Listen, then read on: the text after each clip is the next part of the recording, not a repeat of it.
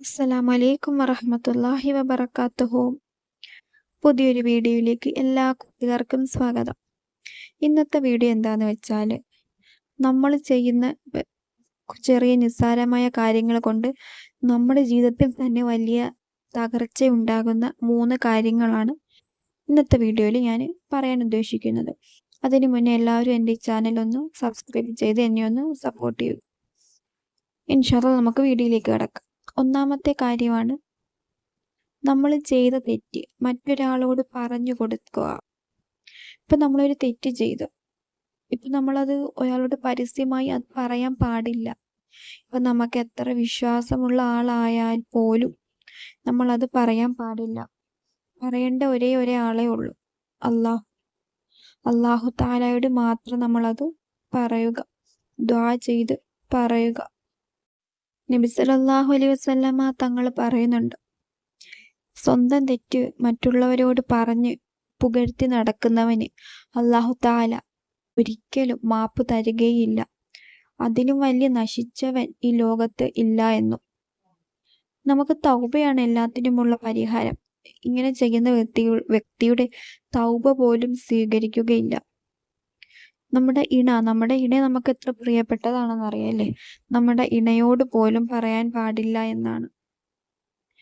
ആവശ്യമില്ലാത്ത കാര്യങ്ങൾ, ഇപ്പം നമ്മുടെ കല്യാണത്തിന് മുന്നേ ഉള്ള പല കാര്യങ്ങളും ഉണ്ടല്ലേ, അതൊന്നും നമ്മൾ ചുമ്മാതെ നമ്മുടെ ഇണയെടുത്ത് പോയി പറഞ്ഞ് അതിന് ഒരു പ്രശ്നമുണ്ടാക്കാതിരിക്കുക. ഇപ്പം നമ്മുടെ കല്യാണത്തിന് മുന്നേ പല സംഭവങ്ങളും ഉണ്ടായിട്ടുണ്ടല്ലേ, പല ബന്ധങ്ങളും ഉണ്ടായ ഭാര്യ ഭർത്താക്കന്മാർ കാണും. അതൊന്നും നമ്മൾ കല്യാണത്തിന് ശേഷം ഭർത്താക്കന്മാരോട് പറയാതിരിക്കുക, അല്ലെങ്കിൽ ഭാര്യമാരോട് പറയാതിരിക്കുക.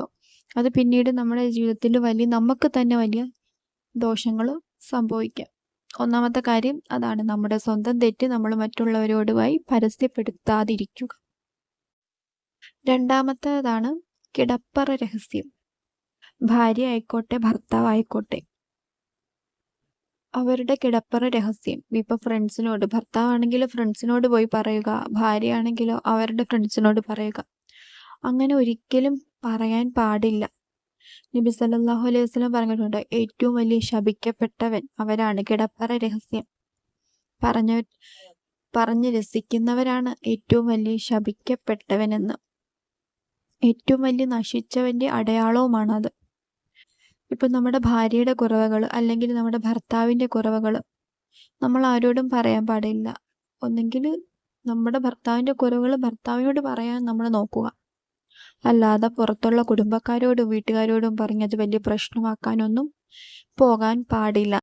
അതുകൊണ്ട് പരസ്പരം കുറവുകളും ഒക്കെ പരസ്പരം ഉണ്ടാകുന്ന കാര്യങ്ങളാണ്. അതുകൊണ്ട് പരസ്പരം പറഞ്ഞ് സോൾവ് ചെയ്യുക എന്താണെന്ന്.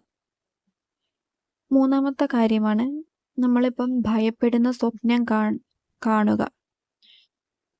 അങ്ങനെ നമ്മളിപ്പോൾ എന്തെങ്കിലും ഭയപ്പെടുന്ന സ്വപ്നം കണ്ടാൽ തന്നെ നമ്മൾ ചെന്ന് ആരോടും പറയാൻ പാടില്ല. നമ്മുടെ ഇണയോടാവട്ടെ, നമ്മുടെ ഉമ്മയോടാവട്ടെ, വാപ്പയോടാകട്ടെ, നമ്മൾ ആരോടും പറയാൻ പാടില്ല. അങ്ങനെ കാണുകയാണെങ്കിൽ ഇടതുവശത്തേക്ക് തിരിഞ്ഞ് 3 പ്രാവശ്യം തുപ്പുക, ഉമിനീരില്ലാതെ തുപ്പുക. നമ്മുടെ പിശാചിൻ്റെ ഒരു അതുകൊണ്ടാണ് നമ്മളിങ്ങനെ ഭയപ്പെടുന്ന സ്വപ്നം കാണുന്നത്. ഇത് നമ്മുടെ ജീവിതത്തിൽ വലിയ ദോഷം സംഭവിക്കും. അതുകൊണ്ട് നമ്മൾ ഭയപ്പെടുന്ന സ്വപ്നം കണ്ടാൽ ആരോടും പറയാതിരിക്കുക, പടച്ചവനോടല്ലാതെ വേറെ ആരോടും പറയാതിരിക്കുക. ഇൻഷാ അല്ലാഹ് നിങ്ങളെല്ലാവരോടും നിങ്ങളുടെ ജീവിതത്തിൽ ഇത് പ്രാവർത്തികമാക്കാൻ നോക്കുക. നിങ്ങളുടെ ജീവിതം ഐശ്വര്യവും സമാധാനവും ലഭിക്കും. അസ്സലാമു അലൈക്കും വറഹ്മത്തുള്ളാഹി വബറകാതുഹു. എല്ലാവരും എൻ്റെ ഈ ചാനലൊന്ന് സബ്സ്ക്രൈബ് ചെയ്ത് സപ്പോർട്ട് ചെയ്യും.